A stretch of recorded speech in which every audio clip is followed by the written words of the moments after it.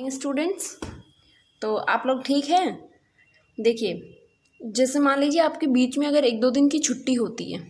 मैं सैटरडे का ऑफ आपका इसीलिए किया था क्योंकि कुछ बच्चे थे जो नए जुड़ रहे थे, तो उनका फ़ोन आया, उनका मैसेजेस आ रहे थे कि मैम जो है 1 दिन आप ऑफ कर लीजिए ताकि हम लोग भी उसके मतलब साथ साथ आपके हो जाए।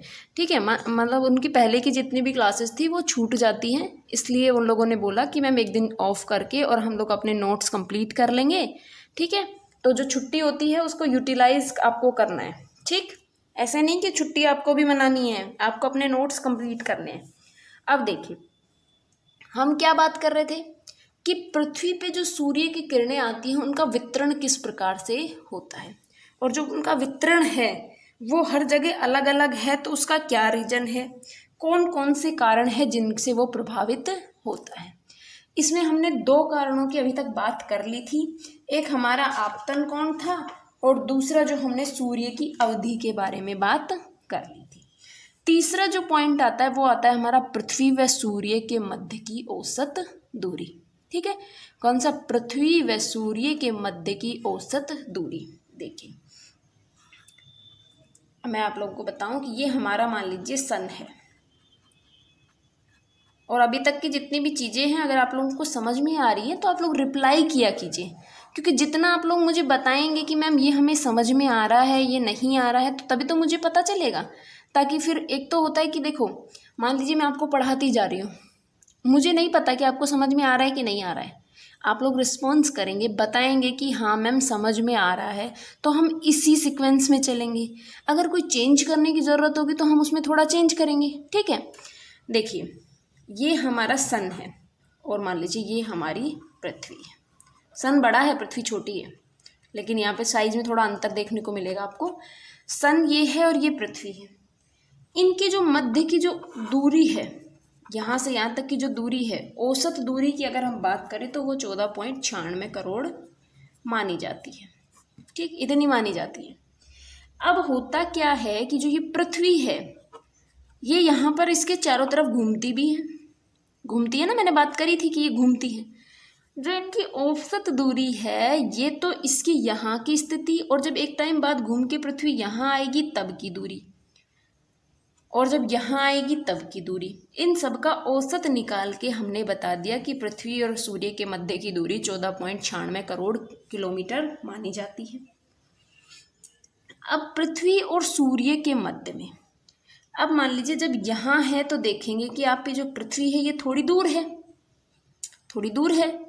तो यहाँ पे जब हम बात करेंगे तो ये हमारी जो दूरी आएगी ये आएगी 15.20 करोड़। देखिए, ये थी औसत दूरी। ठीक है, तो इसको आप औसत दूरी लिखेंगे, जो पृथ्वी और सूर्य के बीच की जो औसत दूरी है वो तो ये है। अब कंडीशंस क्या क्या हैं। मान लीजिए पृथ्वी है वो अपने अक्ष पर, और अपने अक्ष पर भी घूम रही है, पृथ्वी अपनी जगह पर भी घूम रही है और सूर्य के भी चारों तरफ घूम रही है। तो जब पृथ्वी इससे सबसे दूर थी तब इसकी जो डिस्टेंस थी वो थी 15.20 करोड़ किलोमीटर। इस वाली स्थिति को हमने क्या कह दिया? अपसोर। जब दूर है तो हमने क्या कह दिया? अपसोर। अब देखिए, जब दूर है, मान लीजिए जब दूर है तो सूर्य की किरणें हमारे पास कम पहुंचेंगी, पहुंचेंगी कि नहीं पहुंचेंगी? आप लोग खुद से देखिए, बताइए मुझे। जब सूर्य से पृथ्वी की डिस्टेंस दूर है तो क्या हो रहा है कि हमारे पास यहाँ पर सूर्य की किरणें हमारे पास कम पहुँच पाती हैं जब दूर हैं तो। लेकिन ये जो स्थिति बनती है, ये जो स्थिति बनेगी ये दक्षिणी गोलार्ध में बनेगी। हमारे यहाँ पर क्योंकि बहुत सारी कंडीशंस जो है एक साथ चलती है। 23.5 डिग्री आपको याद होगा, वो हमने बात करी थी कैसे कैसे सूर्य का ऊपर की ओर और नीचे मकर रेखा, और मकर रेखा पर सूर्य की किरणें पड़ती हैं और उनसे जो है हमारे यहाँ जो है अंतर देखने को मिलता है। देखिए, जब सबसे दूरी पर होता है तो ये वाली 15 से 20 करोड़ किलोमीटर होती है स्थिति, और इसको अपसोर कहते हैं, अपसोर कहते हैं। और ये जो कंडीशन आती है ये हमारी आती है 4 जुलाई के आसपास।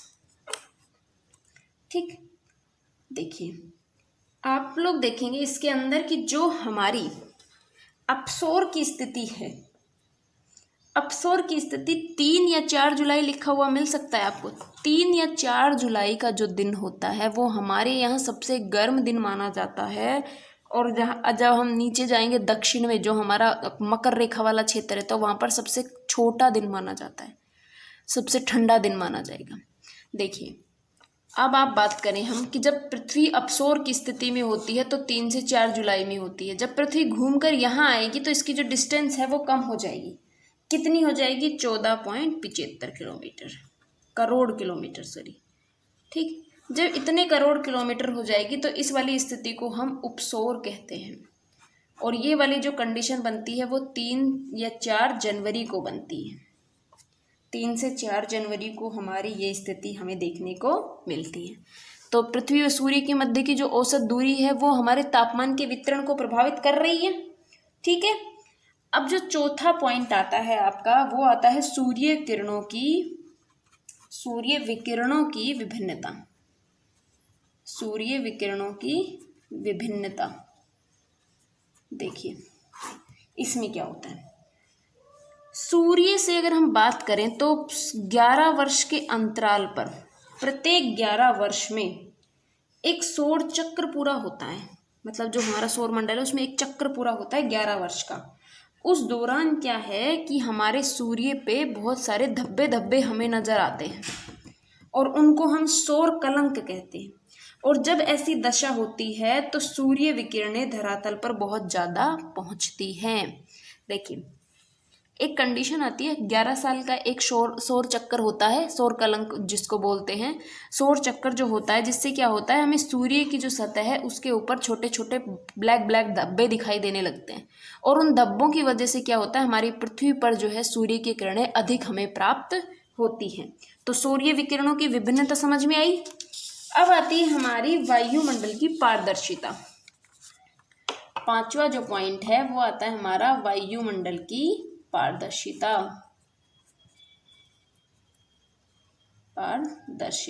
ठीक, देखिए वायुमंडल में हमने बात करी थी बहुत सारे तत्व मिलते हैं, होते हैं ना। हमने बात करी धूल कण, एरोसोल्स और जो आपके एयर ड्रॉप्स होती हैं। उसके बाद में हमने गैसों की बात करी थी।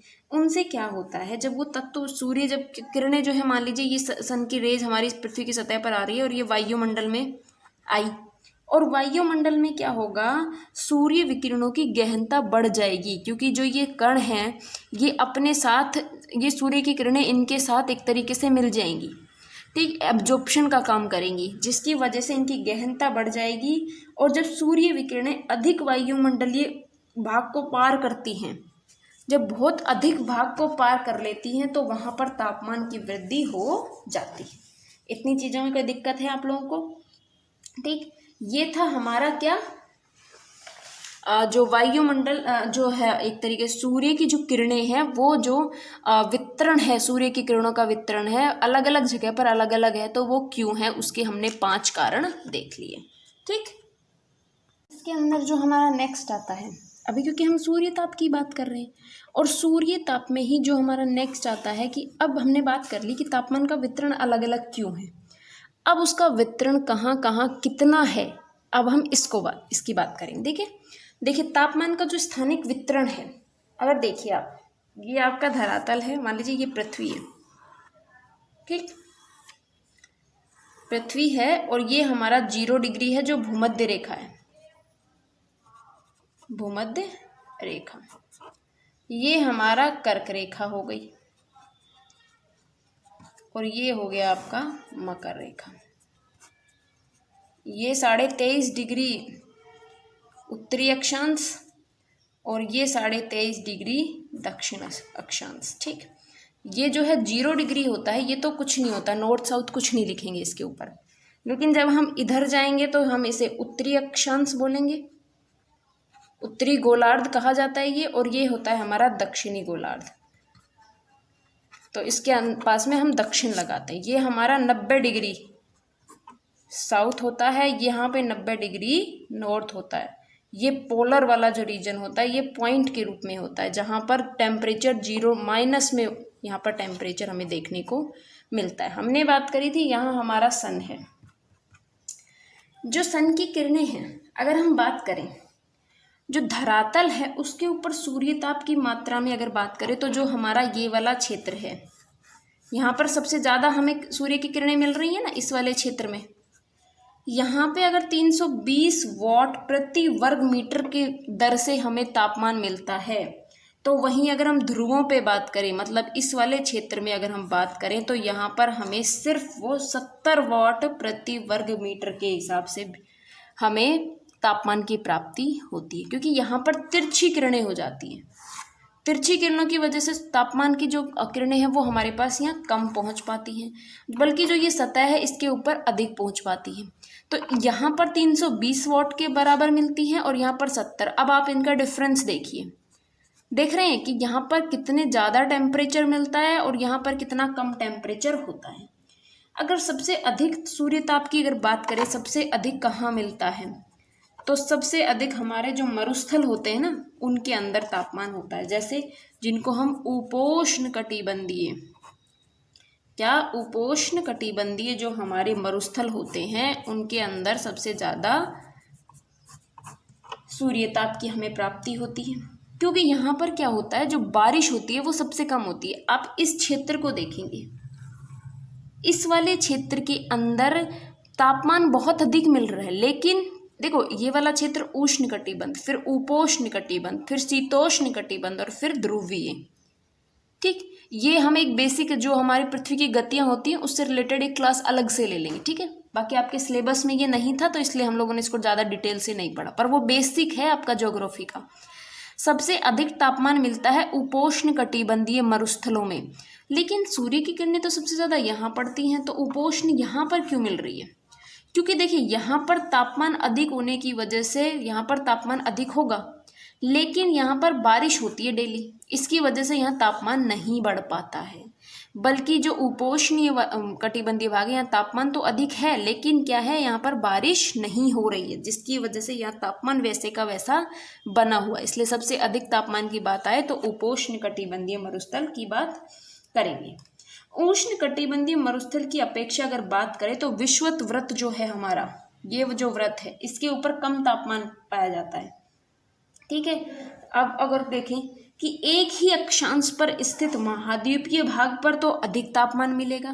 देखिए जो स्थल भाग है एक ही अक्षांश पर है, मान लीजिए ये एक अक्षांश है, आपने देखा कि ये 22 डिग्री अक्षांश है। इस अक्षांश के ऊपर यहाँ तो था हमारा एक वो स्थल भाग और यहाँ पर हमारा एक महासागर आता है, तो स्थल भाग का तापमान अधिक रहेगा, तापमान अधिक रहेगा। वहीं अगर जो जलीय भाग है उसका तापमान कम पाया जाएगा। ठीक, इतनी चीज समझ में आई कि कैसे तापमान का वितरण प्रति जो है, आप बात करेंगे कि प्रति किलोमीटर तो छोड़िए, प्रति दर से वो बढ़ता जा रहा है। आप थोड़ी थोड़ी दूर पर भी अगर उनको देखेंगे कि उनके तापमान में अंतर हमें देखने को मिलता है। स्थल भाग पर तापमान अधिक होता है, जलीय भाग पर तापमान कम होता है। ठीक, इतनी चीज समझ में आई। अब बात करते हैं हम आगे, जैसे नॉर्वे है, जो नॉर्वे वाला क्षेत्र है वहाँ पर अर्धरात्रि में सूर्य दिखाई देता है, इसलिए उसको अर्धरात्रि का देश कहते हैं। जापान है, उसमें उगता हुआ सूर्य दिखता है, इसलिए उसको उगते हुए सूर्य का देश कहते हैं। ठीक है, इस तरीके, क्योंकि ये पृथ्वी जो है ना, ये अपने अक्ष पर भी घूम रही है और जो है पृथ्वी के जो सूर्य है उसके भी चारों तरफ चक्कर लगा रही है, और पृथ्वी के चारों तरफ चक्कर लगा रहा है उसका उपग्रह जो हमारा ये मून है, जो चंद्रमा है वो। तो इस प्रकार से इनकी गतियाँ निर्धारित होती है। ठीक, इतनी चीज समझ में आई। अब हम जो बात करते हैं कि तापमान के वितरण की अगर बात करें तो लंबवत भी मतलब क्षैतिज भी और वर्टिकल। क्षैतिज मतलब ऐसे बिछा हुआ और वर्टिकल मतलब ऐसे ऊपर से नीचे की ओर या नीचे से ऊपर की ओर अगर हम बात करें तो वो वर्टिकल होता है, और ये जो ऐसे बिछा हुआ भाग होता है वो हमारा क्या होता है, क्षैतिज रूप में होता है। ठीक, इतनी चीज़ों को समझना, इसके नोट्स बनाना, और नेक्स्ट क्लास में हम नेक्स्ट अपना टॉपिक स्टार्ट करेंगे। ठीक है, और अगर आपको समझ में आ रहा है तो प्लीज़ आप लोग कमेंट करके बताया ज़रूर कीजिए कि मैम समझ में आ रहा है, क्या समझ में आ रहा है, क्या नहीं आ रहा है, उन सब के बारे में। और हाँ, जो भी बच्चे मैं आप लोगों से जो पर्सनली ये चीज़ पूछना चाह रही थी कि जो भी बच्चे इंटरेस्टेड हैं, जिनको कंपटीशन के लिए भी अपना जो है जीके का जो पोर्शन है वो तैयार करना है, ठीक है। तो प्लीज़ आप लोग जो ग्रुप है आप लोगों का टॉक्स के नाम से, उसमें आप लोग लिखेंगे। जितने ज़्यादा बच्चे होंगे उस हिसाब से हम लोग देखेंगे कि भाई जो है हम लोग किस तरीके से आपको जीके और पढ़ाएं।